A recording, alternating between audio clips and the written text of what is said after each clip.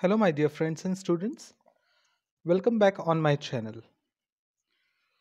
In today's video session, we are going to deal with the poem from 11th standard textbook, and the title of the poem is Upon Westminster Bridge. In the previous video session, we have completed the poem to another There is Another Sky, and now today we are dealing with 2.4 Upon Westminster Bridge. But as usual, please watch my videos, like my videos, subscribe my channel, and please press the bell icon button so that you will receive all the notifications of my upcoming videos. Okay, so we have to start with the icebreakers of the poem. And uh, as usual, you have to write it down in your notebook, the icebreakers activities. Okay, so let's start with the first activity. I'll read it for you. A bridge connects people at either sides of a river or valleys in cities or villages. Now, discuss with your partner the importance of a bridge to both the cities and the villages and complete the table. Now, what we have to do? नाव ही जी poem आहे upon Westminster Bridge, याच्या टायटलवरनं आपल्याला कळतं की ही एका ब्रिजवर लिहिल्या गेलेली पोएम आहे. म्हणजे ब्रिज हा विषय घेऊन लिहिल्या गेलेली पोएम आहे. तर ब्रिजचं काय महत्त्व आहे, त्याच्या आजूबाजूच्या परिसराला ब्रिजचं काय महत्त्व आहे किंवा त्याचे काय फायदे आहेत, काय नुकसान आहेत, हे सगळं आपल्याला या पोएममधून दिसून येतं. तर हा जो सगळ्यात जुना पूल आहे वेस्टमिन्स्टर ब्रिज, सो त्या वेस्टमिन्स्टर ब्रिजमुळे काय काय होतं किंवा काय काय घडलं हे आपल्याला या पोएममधनं कळलेलं आहे किंवा कळणार आहे. पण त्यापूर्वी आपल्याला एक जनरल आयडिया द्यायची आहे की सिटीमध्ये काय होतं जेव्हा ब्रिज असतो तेव्हा, किंवा विलेजमध्ये काय होतं जेव्हा ब्रिज असतो तेव्हा. ओके, सो त्यांनी म्हटलंय की discuss with your partner the importance of a bridge. म्हणजे सिटीमध्ये काय इम्पॉर्टन्स आहे ब्रिजचे आणि विलेजेसमध्ये काय इम्पॉर्टन्स आहे ब्रिजचे, हे आपल्याला लिहायचं आहे. तर मी तुम्हाला सांगणार आहे आणि तुम्हाला ते नोटबुकमध्ये मेन्शन करायचं आहे, नोट डाऊन करायचं आहे. ओके, सो सिटीजमध्ये काय काय त्याचं महत्त्व आहे किंवा फायदे आहेत हे आपण लिहू शकतो. तर ब्रिज जर असेल शहरामध्ये तर ब्रिजचा फायदा काय होतो, तर आपण एका बाजूनी दुसऱ्या बाजूकडे जाऊ शकतो. ओके, तर मग आपण इथे काय लिहू शकतो की जो ब्रिज आहे तो काय करतो, तर हेल्प्स, पहिला सिटीमधला पहिला पॉईंट आपण लिहितोय, helps to reach other part. Reach म्हणजे पोहोचणे, so helps to reach other part म्हणजे शहराच्या दुसऱ्या बाजूला जाण्यास तो जो ब्रिज आहे तो मदत करतो शहरामध्ये. ओके, आता हा झाला पहिला पॉईंट सिटीमधला. आता सिटीमधलाच दुसरा पॉईंट आपण बघूया, help to cross the road. जर खूप हे असेल, रहदारी असेल, तर आपण त्या ब्रिजवरनं पुढे जाऊ शकतो, रोड क्रॉस करू शकतो. सो हेल्प्स, ब्रिज काय करतो आपल्याला, helps to cross the road. हे तुम्हाला लिहायचं आहे तुमच्या पुस्तकामध्ये. ओके, हा झाला सेकंड पॉईंट. आणि तिसरा पॉईंट काय आहे सिटीमधला, तर हे अवॉइड ॲक्सिडेंट्स. ओके, सो हा तिसरा पॉईंट आहे, अवॉइड ॲक्सिडेंट्स. तर ब्रिजमुळे ॲक्सिडेंट्स कमी होतात, कारण जो ट्रॅफिक आहे तो डिव्हाइड होतो, त्याच्यामुळे ॲक्सिडेंटची शक्यता ही कमी असते. ओके, आता हे झाले शहरातले 3 महत्त्वाचे पॉईंट्स किंवा ब्रिजचं इम्पॉर्टन्स. आता खेड्यामध्ये जर ब्रिज असेल तर त्याचं काय इम्पॉर्टन्स आहे ते आपण इथे लिहूया. ओके, सो ते आपण आता विलेजमध्ये लिहिणार आहोत. त्याचा पहिला पॉईंट, शॉर्टन्स द डिस्टन्स. शॉर्टन्स म्हणजे कमी करणे, शॉर्टन्स द डिस्टन्स. आता आपण खेड्यामध्ये बघतो की सहसा नदीवरून पूल असतो आणि नदीवरून पूल असल्यामुळे एका गावावरून दुसऱ्या गावात जायला तो पूल कामी येतो आणि त्याच्यामुळे अख्खी नदी क्रॉस करून जाण्यापेक्षा आपल्याला डायरेक्ट पुलावरून आपण नदी क्रॉस करून जाऊ शकतो. त्याच्यामुळे जे अंतर आहे ते शॉर्टन म्हणजे कमी होतं डिस्टन्स. ओके, सो हा खेड्यातला पहिला फायदा. त्यानंतर दुसरा फायदा काय आहे तर सेव्स टाइम. म्हणजे आपलं अंतर कमी झाल्यामुळे काय होतो, आपला वेळ वाचतो. Saves time. तर हा जो पूल आहे तो आपला वेळ वाचवतो. काही लोकांना शेतीवर जायची घाई असते, काही लोकांना दुसऱ्या शहरामध्ये कामासाठी जायचं असतं किंवा त्याच्यामुळे त्या ब्रिजवरून पटकन त्यांना जाता येतं.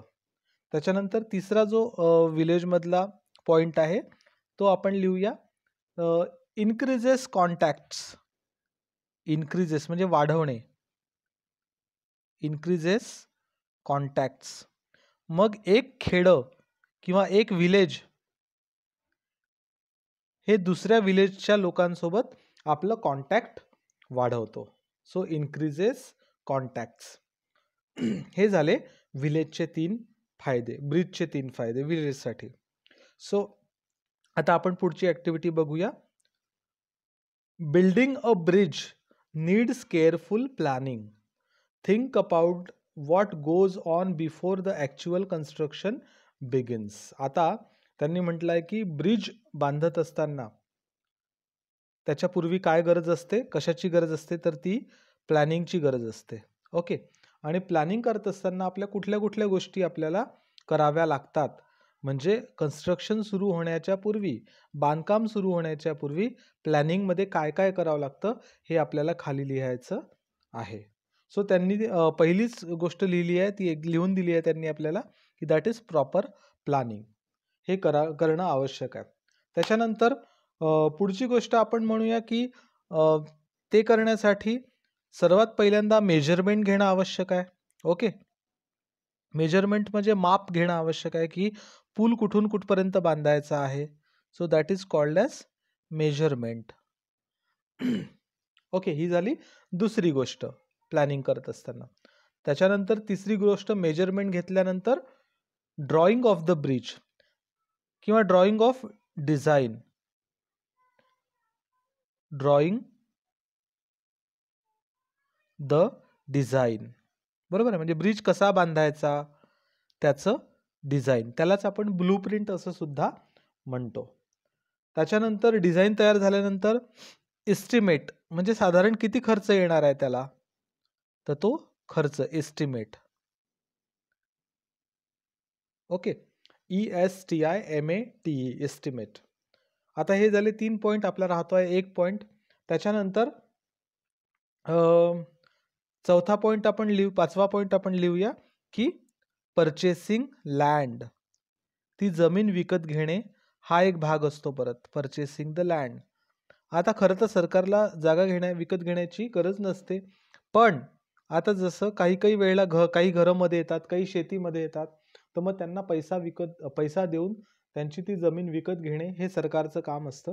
त्याच्यामुळे ती जागासुद्धा विकत घ्यावी लागते, त्याचा मोबदला त्यांना द्यावा लागतो. त्याच्यामुळे purchasing land is also very important part. So हे झाले आपले 5 त्याचे मुद्दे ॲक्टिव्हिटीजचे. नाऊ तिसरी ॲक्टिव्हिटी आपल्याला बघायची आहे, काय आहे, you might have visited a bridge. तुम्ही ब्रिजवर गेला असाल. Complete the web describing the sites you could see from the bridge. म्हणजे त्या ब्रिजवरून तुम्ही खेड्यामध्ये किंवा शहरामध्ये काय काय बघू शकलात. साइट्स म्हणजे काय काय तुम्ही दृश्य तिथून बघू शकला, त्या दृश्य आपल्याला इथे लिहायची आहेत. ओके, तर आपण काय काय बघू शकतो, तर ब्युटिफुल स्काय पहिल्या याच्यात आपण लिहू शकतो की त्याच्यावरून आपण स्काय बघू शकतो. ब्युटिफुल स्काय, आकाश हे बघू शकतो. त्याच्यानंतर आपण काय बघू शकतो, सनराईज बघू शकतो, तिथून उगवता सूर्य बघू शकतो, बरोबर. सो सनराईज किंवा सनसेट पण बघू शकतो तिथूनच. Okay, sunset, SUNSET, sunset. त्यानंतर काय बघू शकतो, तर तिथून आपण फिशिंग बर्ड्स, बर्ड्सचं फिशिंग पण करू शकतो. Fishing birds. त्यानंतर आपण तिथून त्या तीरावर, नदीच्या काठावर असलेले झाडं झुडपं सुद्धा बघू शकतो.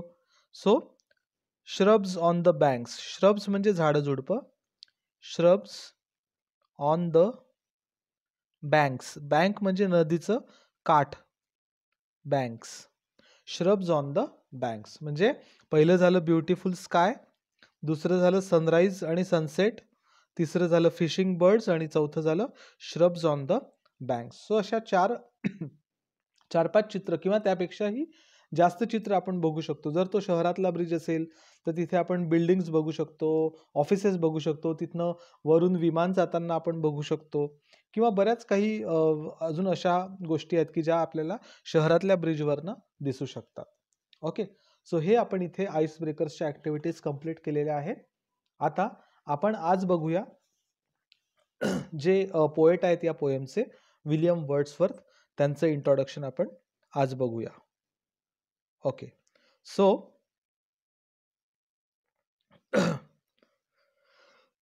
William Wordsworth, born on April 7, 1770, was a major English Romantic poet who was an honored poet laureate of the United Kingdom in the court of Queen Victoria from 1843 until his death on 23rd April 1850. आता हे जे William Wordsworth नावाचे जे poet होते, ते काय होते, English romantic poet होते. त्यांनाच नेचर पोएट असं सुद्धा म्हणायचे, कारण त्यांच्या बऱ्याचशा कविता निसर्गावर आधारित आहे. आणि त्यांना कुठला सन्मान मिळाला होता, तर पोएट लॉरेट म्हणजे राजकवी ज्याला आपण म्हणतो, तर युनायटेड किंगडम या राज्याचा कवी म्हणून त्यांना गौरव मिळाला होता. आणि तो गौरव जो होता तो कोणाच्या दरबारात होता, कोर्ट म्हणजे दरबार, तर ते कोणाच्या दरबारातले कवी होते, तर क्वीन व्हिक्टोरियाच्या दरबारामधले कवी होते. आणि केव्हापासनं केव्हापर्यंत, तर 1843 पासून 23 एप्रिल 1850 त्यांच्या मृत्यूपर्यंत ते राजदरबारामध्ये, युनायटेड किंगडमच्या राजदरबारामध्ये, इंग्लंडच्या राजदरबारामध्ये राजकवी म्हणून होते. He is a leading English nature poet. मी ज्याप्रमाणे तुम्हाला सांगितलं की त्यांना नेचर पोएट असं सुद्धा म्हटलं जात होतं. His collection of poetry, lyrical ballads is considered to be the central work of romantic literary theory. So त्यांचं जे सगळ्या पोएम्स लिहिलेल्या आहेत त्यांनी, त्या पुस्तकाचं कलेक्शन, त्या कवितांचं कलेक्शन हे कशात केलं गेलेलं आहे, लिरिकल बॅलेड्स नावाच्या पुस्तकामध्ये त्यांच्या पूर्ण कवितांचा संग्रह केला गेलेला आहे.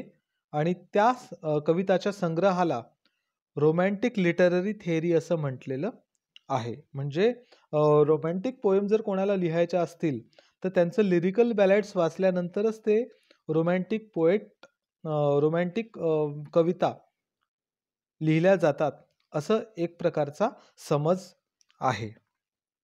The poem Upon Westminster Bridge is one of the best examples of romantic poems. So ही जी आपण पोएम बघणार आहोत, तर ती पोएम पण रोमॅन्टिक पोएमचं एक उत्तम उदाहरण आहे.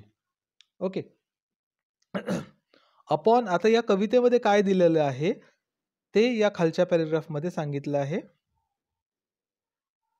Upon Westminster bridge is a Petrarchan sonnet in which William Wordsworth describes the beauty of the city as seen at dawn from the Westminster Bridge, London.